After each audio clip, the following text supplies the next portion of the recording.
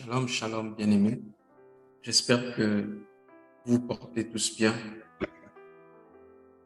Alors, ce soir, nous allons continuer notre enseignement sur le retour de Jésus-Christ et la fin des temps.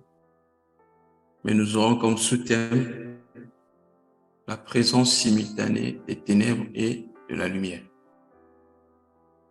La présence simultanée des ténèbres et la lumière.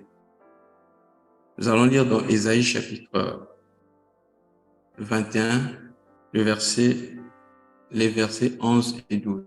Ésaïe chapitre 21, 11 à 12, je vais lire.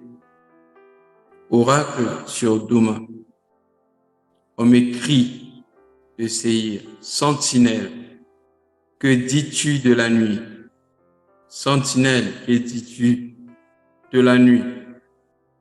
La sentinelle répond, le matin vient et la nuit aussi.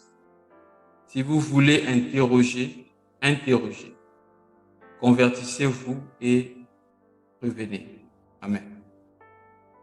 Bien-aimés, cette prophétie d'Ésaïe nous rappelle aussi ce qui va se passer à la fin des temps.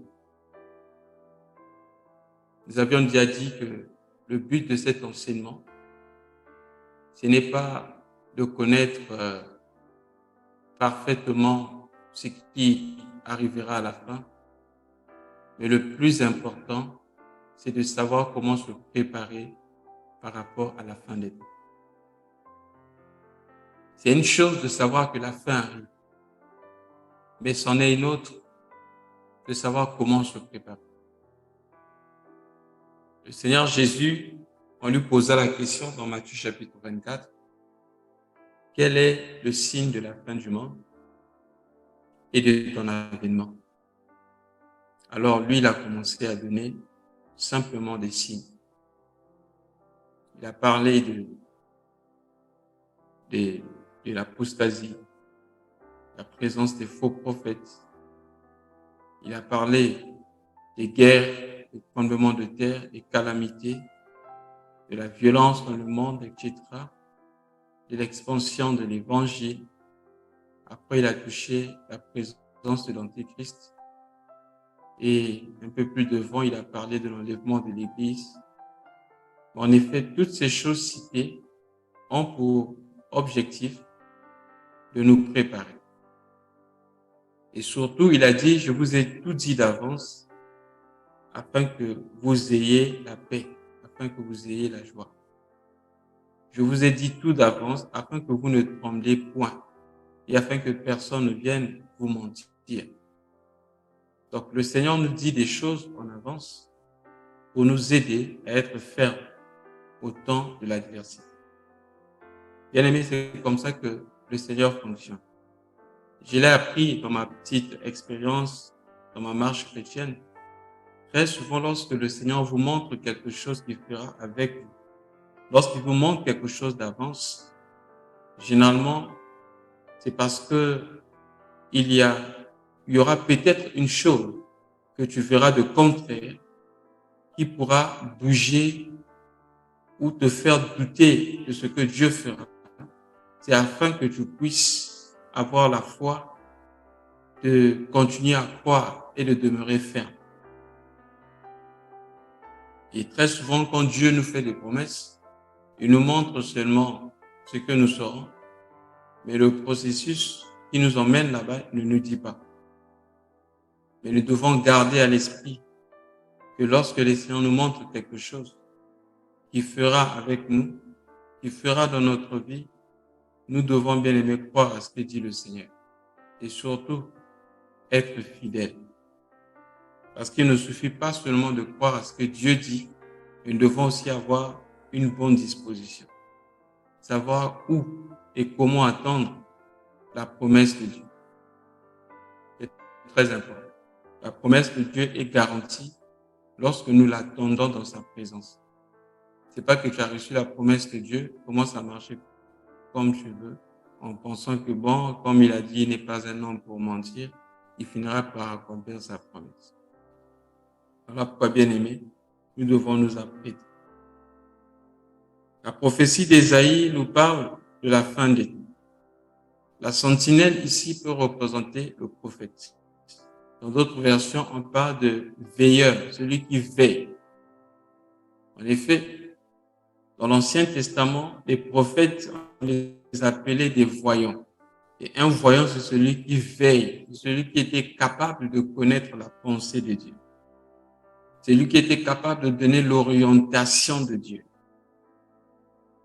C'était comme ça dans l'Ancienne Alliance. Parce que, bien aimé, à cette époque, l'Esprit de Dieu se reposait sur 3 types de personnes. Donc, l'onction de Dieu était sur 3 types de personnes. C'était sur le roi, c'était sur le sacrificateur et sur le prophète. Donc, voilà pourquoi les gens, pour connaître la volonté de Dieu, ils étaient obligés d'aller voir le royaume. Mais malheureusement, aujourd'hui, plusieurs se sont transformés en voyants, annulant même la parole du Christ qui dit qu'à la fin des temps, je répandrai mon esprit sur toute chair. C'est vrai qu'il y a des gens qui ont les dons de la prophétie, mais bien aimé, si tu es né de nouveau, tu as la possibilité d'écouter Dieu directement. En effet, dans cette dispensation, on n'a plus besoin de voir les hommes pour que les hommes nous donnent des orientations concernant la volonté de Dieu sur notre vie. Il est vrai que les anciens, les hommes peuvent nous donner des conseils. Mais en ce qui concerne la volonté de Dieu, bien aimé, dans cette dispensation, on n'a plus besoin d'aller consulter des prophètes. Malheureusement, à la fin de temps, en cette fin de temps, nombreux se présentent comme des prophètes, des médiums, et se font beaucoup d'argent. J'ai vu quelque part dans une église, ils ont une journée spéciale. Cette journée est connue comme la journée de la consultation prophétique. Donc, c'est déjà comme ça. C'est-à-dire qu'on programme Dieu. On sait que Dieu doit parler ce jour-là. Mais attention, quand les gens y vont, ils doivent aller avec l'offrande de consultation prophétique. Donc, en fait, c'est devenu comme un billet, quoi, des frais de consultation. Comme lorsqu'on va voir le médecin, avant que le médecin puisse te recevoir, tu dois donner quelque chose. Bien aimé, cela ne nous étonne pas. Parce qu'à la fin des temps, la Bible dit, plusieurs suivront la voie de Balaam, c'est-à-dire ceux qui vont servir Dieu pour de l'argent. Ça n'a pas commencé aujourd'hui. Paul a écrit à Timothée en disant que certains utilisent la piété comme une source de gain. Donc, on doit faire très attention. Voilà pourquoi si vous voyez un homme ou une femme qui se présente comme serviteur de Dieu et qui demande de l'argent pour ses prestations, comprenez que cette personne est venue de Dieu, mais peut-être pas du véritable Dieu. Parce que le véritable Dieu a dit, vous avez reçu gratuitement, vous aussi vous devez donner gratuitement. Donc un véritable prophète de Dieu, c'est un représentant de Dieu. C'est celui qui doit faire entendre la parole de Dieu. Et ici, on a dit à la sentinelle, c'est-à-dire au prophète, que dis-tu de la nuit? Qu'est-ce que toi tu dis de la nuit, sentinelle? Puisque les ténèbres couvrent la terre maintenant. Toi, prophète, qu'est-ce que tu dis? En effet, les prophètes de ce jour devaient répondre à cette question. Que dites-vous? Aujourd'hui, on voit que en Europe, on utilise une seule monnaie. Il y a maintenant l'euro. Que dis-tu de la nuit, sentinelle? Lorsque vous voyez que, par exemple, la capitale a été déplacée vers Jérusalem, puisque la Bible dit que Jérusalem va représenter la capitale mondiale. Mais sentinelle, tu dois nous expliquer cela. Mais normalement, malheureusement, les sentinelles de ce jour ne nous expliquent pas ces choses et ils disent autre chose. Un véritable prophète de Dieu, ce n'est pas un homme qui dira aux hommes ce qu'ils veulent entendre, mais c'est celui qui dira aux hommes ce qu'ils doivent entendre.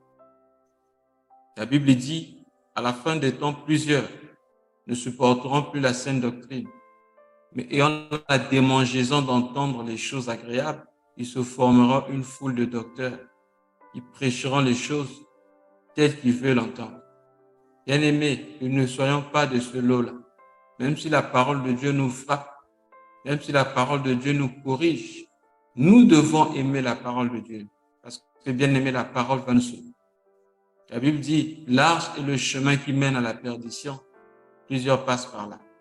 Mais resserré est le chemin qui mène à la vie, mais peu sont ceux qui les trouvent. Sentinelle, que dis-tu de la nuit? Sentinelle, qu'est-ce que tu dis de la nuit? Et la Bible dit au verset 12, la sentinelle répond, le matin vient et la nuit vient aussi. Si vous voulez interroger, mais ce que je vous demande, convertissez-vous et revenez. Oh, bien-aimés dans le Seigneur. Voilà ce que la sentinelle doit dire à la fin des temps. Lorsque vous regardez bien, si vous avez des yeux pour voir, vous allez constater que nous sommes en train de connaître ces jours-là, où les ténèbres et la lumière viennent au même moment. Les ténèbres deviennent de plus en plus bien-aimées, accentuées dans le monde, et effectivement, la lumière de la connaissance de la parole de Dieu bien-aimé va aussi bien-aimé s'intensifier. Voilà pourquoi la Bible dit dans le livre d'Apocalypse, disons un peu Apocalypse chapitre 22, je crois que c'est le verset 11. Dans Apocalypse 22, lorsque Jean clôture sa révélation, il dit quelque chose de bien aimé, de très intéressant ici. La Bible dit ceci. Apocalypse chapitre 22, du verset 10 au verset 11. La Bible dit, bon, je vais lire jusqu'au verset 12. Il me dit,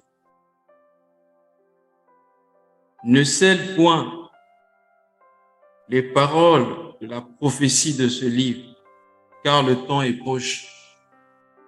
Que celui qui est, bien aimé, écoutez bien, que celui qui est injuste soit encore injuste. Que celui qui se souille, que celui qui est souillé se souille encore. Et que le juste pratique encore la justice. Et que celui qui est saint se sanctifie encore. Frère, nous sommes en train d'expérimenter cette période où les gens qui se souillent vont se souiller davantage. On n'a pas encore vu les abominations dans le monde. Les abominations vont s'accentuer dans le monde. Bien-aimés, écoutez bien cela. Il y aura de plus en plus dans ce monde des choses abominables. Il y a des choses qui étaient cachées. Maintenant, c'est à la lumière de tout le monde que ces choses-là sont vues. Moi, je me rappelle, il y a quelques années, il y a certains habits qu'on ne pouvait pas voir la journée. C'était des habits que les filles portaient lors des soirées. Ou encore, c'était des habits que les filles, c'était les prostituées qui les portaient. Mais de nos jours, ces habits sont portés en pleine journée. Les gens se baladent sans honte, sans gêne, comme si de rien n'était. Mais le mal, c'est que c'est rentré aussi dans les églises.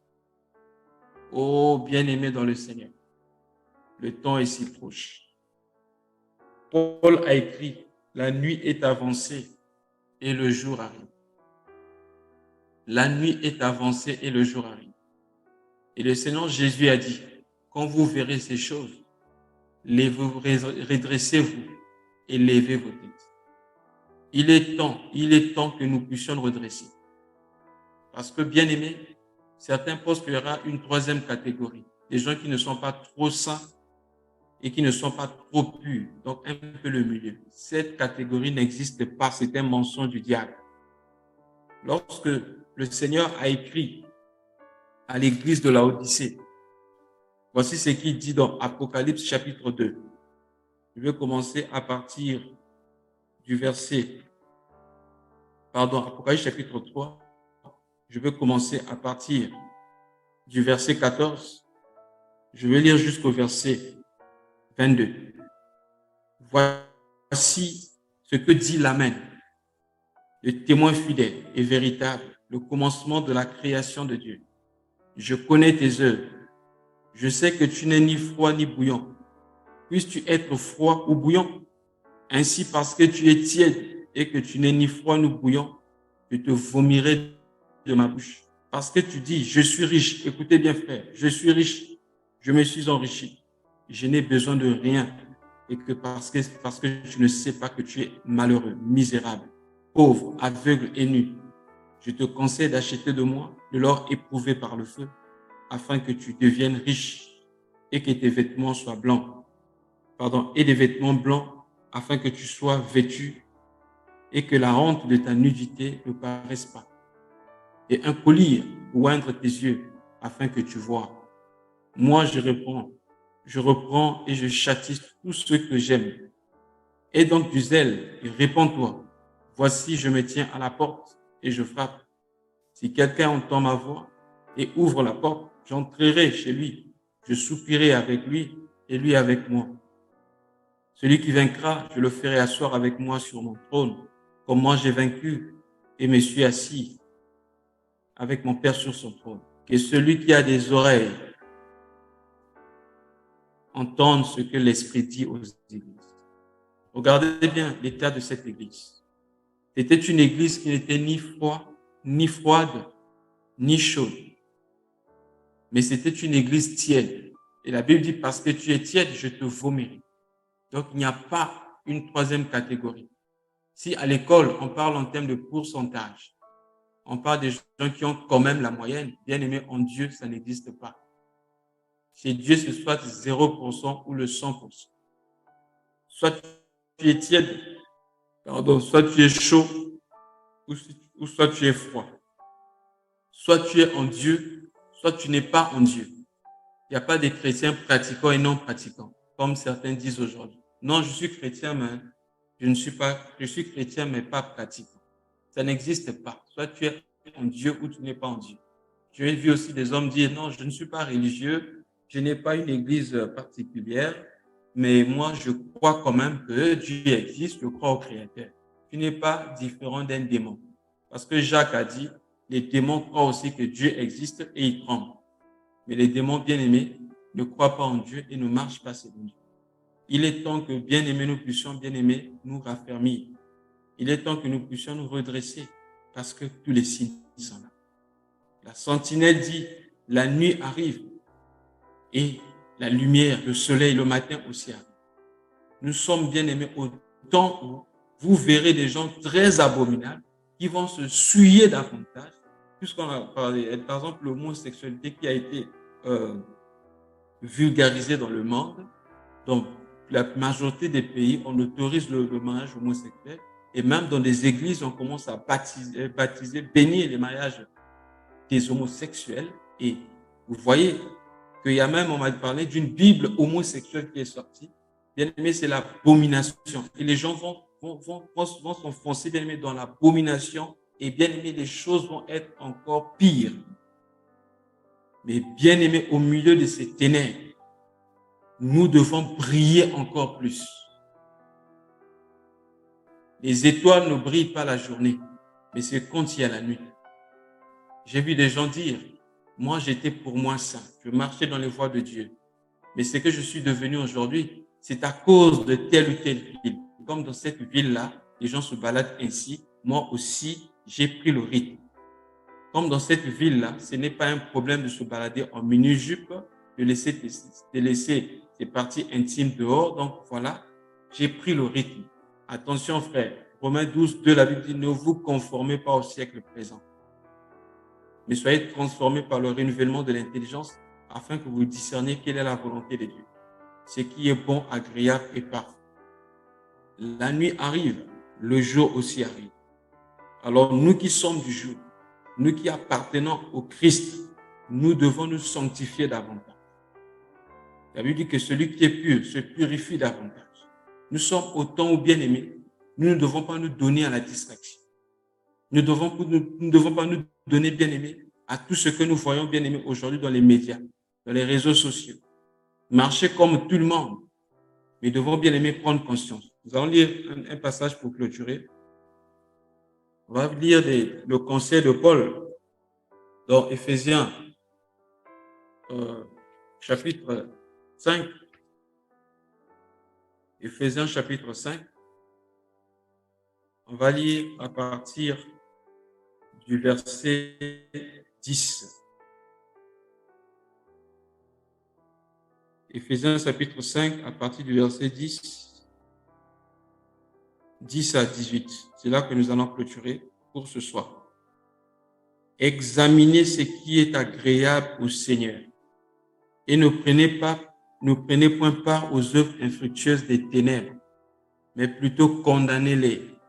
Car il est honteux de dire ce qu'ils font en secret. Mais tout ce qui est condamné est manifesté par la lumière. Car tout ce qui est manifesté est lumière. Verset 14. C'est pour cela qu'il est dit, réveille-toi, toi qui dors. Relève-toi d'entre les morts. Et Christ t'éclairera. Verset 15. Prenez donc garde de vous conduire avec circonspection, non comme des insensés, mais comme des sages. Verset 16. Rachetez le temps, car les jours sont mauvais.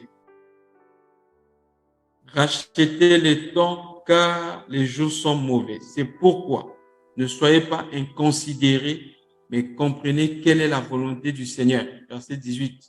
Ne vous enivrez pas de vin et de la débauche, mais soyez au contraire remplis de l'esprit. Bien-aimés dans le Seigneur, la Bible dit, réveille-toi, toi qui dors, et Christ t'éclairera. Comment reconnaître que quelqu'un dort spirituellement? Est-ce que tu es éveillé spirituellement ou tu dors? Lorsque quelqu'un dort, il est insensible à tout ce qui se passe autour de lui. Est-ce que tu es sensible spirituellement? Lorsque quelqu'un dort, il ne peut pas prier parce qu'il ne peut pas parler. Donc, le manque de prière est un signe du sommeil spirituel. Lorsque quelqu'un dort, il ne peut pas manger. Lorsque tu ne manges pas la parole de Dieu, tu n'as pas l'envie de méditer la parole, c'est un signe que tu dors spirituellement. Nous allons voir les détails par rapport au sommeil spirituel dans Romains chapitre 13. Dans Romains chapitre 13, l'apôtre Paul nous donne des détails ici concernant le sommeil spirituel. Je vais prendre à partir du verset 11 jusqu'au verset 14. Romains chapitre 13, 11 à 14. Voici ce qui est écrit. Cela importe d'autant plus que vous savez en quel temps nous sommes. C'est l'heure de vous réveiller enfin du sommeil, car maintenant le salut est plus près de nous que lorsque nous avons cru. Verset 12. La nuit est avancée, le jour approche. Dépouillons-nous donc des œuvres des ténèbres et revêtons les armes de la lumière. Marchons honnêtement comme en plein jour, loin des excès et de l'ivrognerie, de la luxure et de l'impudicité, des querelles et des jalousies. Mais revêtez-vous du Seigneur Jésus-Christ et n'ayez pas soin de la chair pour en satisfaire les convoitises. Bien-aimés dans le Seigneur, tu peux penser que tu ne dors pas spirituellement, mais l'apôtre Paul a cité un certain nombre de choses ici. Lorsque tu marches loin de l'honnêteté, c'est-à-dire que tu es malhonnête, c'est la preuve que tu dors spirituellement. Lorsque tu marches dans les excès, tu te livres dans les excès du manger, du boire, les excès d'achat, tu achètes juste pour te faire plaisir, pas sous le contrôle de Dieu. C'est le sommeil spirituel, l'ivrognerie, la luxure, l'impudicité, l'immoralité sexuelle, la jalousie, les querelles, c'est la preuve que tu dors spirituellement. Et le sommeil spirituel est très dangereux. C'est à cause du sommeil que David est tombé, alors que David devait être en guerre. Il est resté à Jérusalem pour dormir.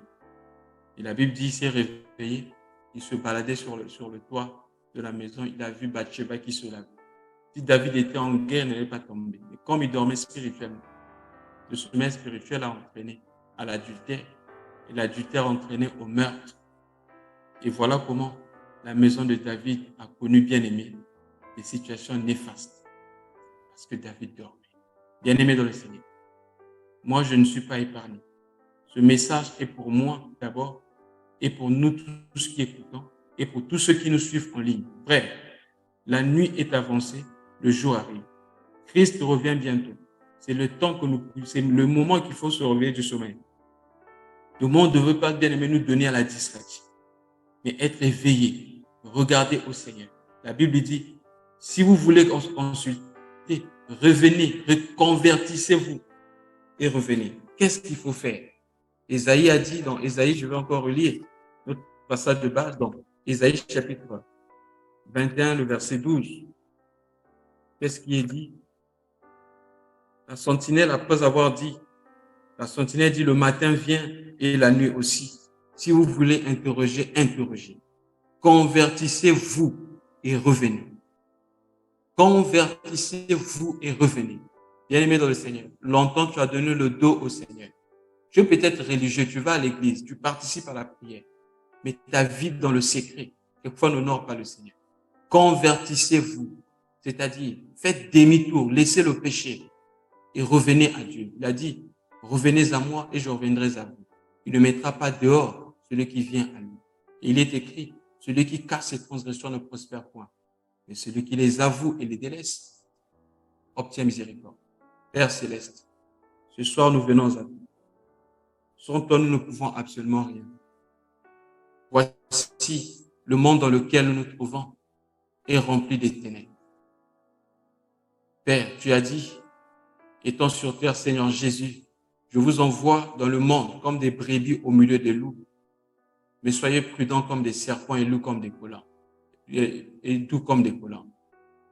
Seigneur, nous te prions de nous aider à être prudents, à ne pas marcher comme des simples hommes qui ne te connaissent pas.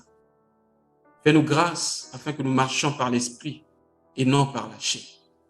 Donne-nous de comprendre que le temps est avancé, le jour est avancé, la nuit est avancée et que le jour approche. Donne-nous d'être éveillés, Seigneur. Donne-nous d'être éveillés et de ne plus dormir spirituellement. Fortifie chacun de nous, Éternel, et donne la force de continuer à avancer. Quelles que soient, Seigneur, les tentations, que celui qui est tombé se relève, secoue, enlève la poussière et marche dans la sanctification pour continuer le chemin. Que l'honneur et la gloire te reviennent ce soir. Dans le nom de Jésus. Amen.